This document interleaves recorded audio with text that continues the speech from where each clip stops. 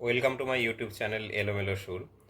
আমি বাচ্চারা কিভাবে বাঁশি বাজাবে সেই নিয়ে একটা ফ্লুট লেসন শুরু করেছিলাম। তো সেখানে আমি কয়েকটা টিউটোরিয়ালও দিয়েছি, কিছু দুটো গানের টিউটোরিয়ালও দিয়েছি। আজকে একটা রবীন্দ্রসঙ্গীত কিভাবে বাজাবো, একটা গান আমি সিলেক্ট করেছি, কিভাবে বাজানো যায় বাঁশিতে আমি চেষ্টা করব সেটা ছোটদের মতো করে একটু বোঝানোর, যাতে যারা চেষ্টা করতে পারে বাঁশিতে কিভাবে এটা বাজানো যায়। তো আমি গান হিসেবে নিয়েছি আই তবে সহচরী। এটি নাচেরও গান, আবার এমনি গান তো রয়েছে, এই গানের সাথে নাচও করায় অনেক সময়। তো আজকে আমরা দেখব যে এই গানটি কিভাবে বাঁশিতে বাজানো যায়। তো গানটি বাজাতে গেলে প্রথমে আমি বলে দিই যে গানটি চার চার ছন্দে আছে। আমি আগে কয়েকটা ভিডিও দিয়েছিলাম, সেখানে বলেছি যে চার চার ছন্দের অলংকার কিভাবে আমরা প্র্যাকটিস করতে পারি, বা তিন তিন ছন্দের অলংকার কিভাবে আমরা প্র্যাকটিস করতে পারি। তো চার চার ছন্দের অলংকার যারা দেখোনি তারা ওই ভিডিওটি দেখে নিতে পারো, নিয়ে ওইভাবে যদি প্র্যাকটিস করো তাহলে এই গানটি আশা করি সহজে বাজাতে পারবে। এবার এই গানটি বাজাতে গেলে মেট্রোনমের সাহায্য নেওয়া যায়। মেট্রোনমে চার চার ছন্দ দিয়ে এই গানটিও প্র্যাকটিস করা যেতে পারে। নোটেশন আমি ওপরে দিয়ে দিচ্ছি, এখান থেকে তোমরা দেখে নেবে। তো আমি এই গানের প্রথম অংশটুকু একটু গেয়ে শোনাই, যদিও আমি ভোকালিস্ট নই, তাও গানটি বাজানোর আগে একবার গেয়ে নিলে গানটি বাজানো খুব সহজ সহজ হয়। তো একদম প্রথম দুটো লাইনেই রয়েছে, আই তবে সহচরি হাতে হাতে ধরি ধরি নাচিবি ঘিরি ঘিরি গাহিবি গান। আমরা দেখব যে কিভাবে আমরা ওই গানটি বাজাবো। আমি নোটেশন এখানে দিয়ে দিয়েছি। তো নোটেশনের প্রথম লাইনে কি বলছে, রে রে পরে একটা দেখবে ড্যাশ আছে। তো ড্যাশ আছে মানে আমরা রেটাকে ওখানে টেনে নিয়ে যাব, এটা আমরা আগে শিখেছিলাম। তো ওখানে রের পরে একটা ড্যাশ দেওয়া রয়েছে, মানে আমরা রেটাকে টেনে নিয়ে যাব। তাহলে কিভাবে বাজাবো, রে পা মা পা পা পা পা মা পা মা পা মা গা গা মা রে রে রে গা গা মা মা পা পা গা মা রে রে সা। সাটা দেখবে সায়ের পরে তিনটে ড্যাশ আছে, মানে সাটাকে আমি আরও তিন ঘর পর্যন্ত টানবো, মানে একটা করে ওখানে অ্যাকচুয়ালি একটা ড্যাশ মানে একটা বিট। তাহলে আমি সাটাকে, সায়ের পরে তিনটে ড্যাশ আছে মানে তিনটে ড্যাশ অবধি আমি ওটাকে টেনে নিয়ে যাব, সা এটা। তো আমি একবার বাজাই, বাজালে বুঝতে সুবিধা হবে। প্রথম লাইন বাজাচ্ছি,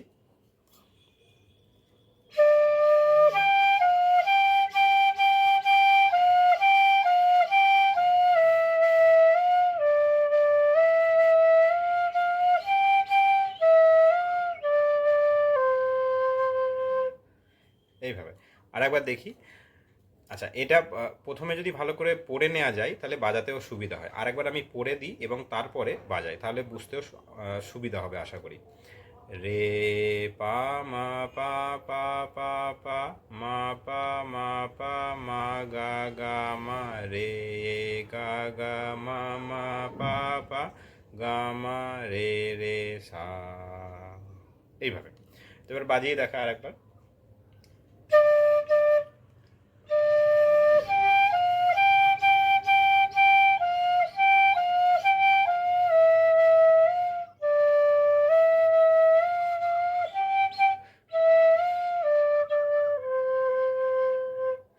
এই হচ্ছে প্রথম প্রথম যে লাইনটা, দু লাইন রয়েছে সেই দু লাইন। এরপরের যে লাইনটা রয়েছে সেই লাইনটা রিপিট হবে, অর্থাৎ দুবার হবে। তো লাইনটা কি রয়েছে, আন্ত বেবিনা, আন, এই লাইনটা আরেকবার হবে, আন্ত বেবিনা সপ্তকসু সপ্তম সুরে বাঁধট বেটান। এরপরেই আবার ঘুরে আসছে প্রথম দু লাইন, অর্থাৎ আই আই তবে সহচরী হাতে হাতে ধরে ধরি, এইটাই।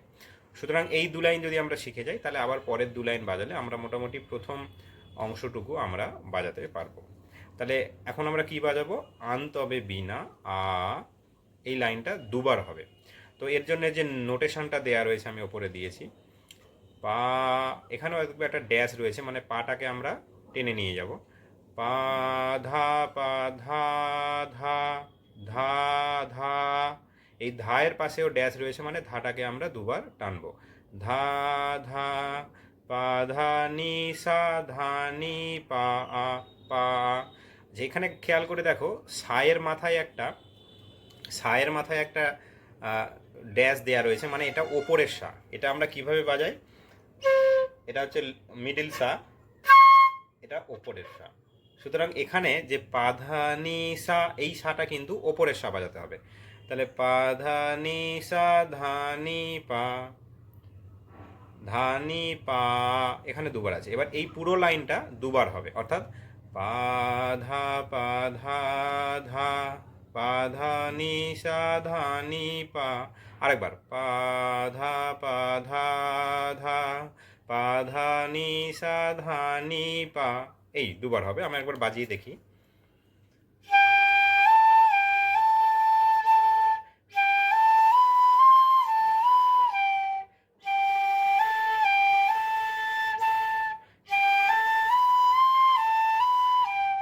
এই দুবার বাজালাম। এরপরের লাইনটা কি আছে? সপতম সুরে বাঁধ তবে তান, অর্থাৎ রে গা গা মা পা। এখানে মা এবং পায়ের পরে ড্যাশ আছে, তাহলে রে গা গা মা পা গা মা রে রে সা। এই, তো এটা একবার বাজালে দেখা যাবে।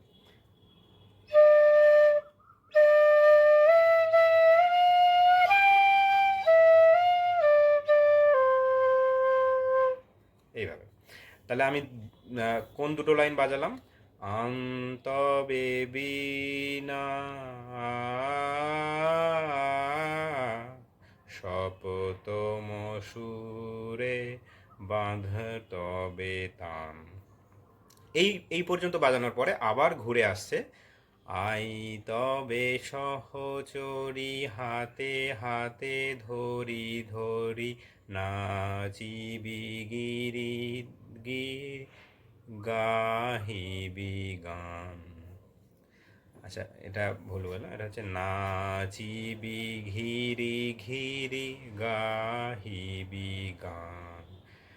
তাহলে আবার আমি বাজাবো।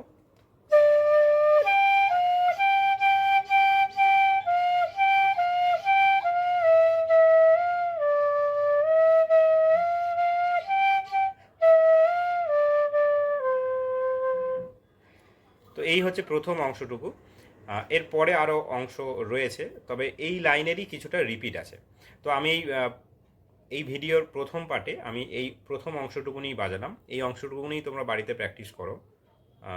প্র্যাকটিস করে যদি বাজাতে পারো, তাহলে পরের অংশটুকুনি আমি আবার আমার সেকেন্ড ভিডিওতে শেয়ার করব, তখন পরের অংশটুকুনি শিখে নেবে।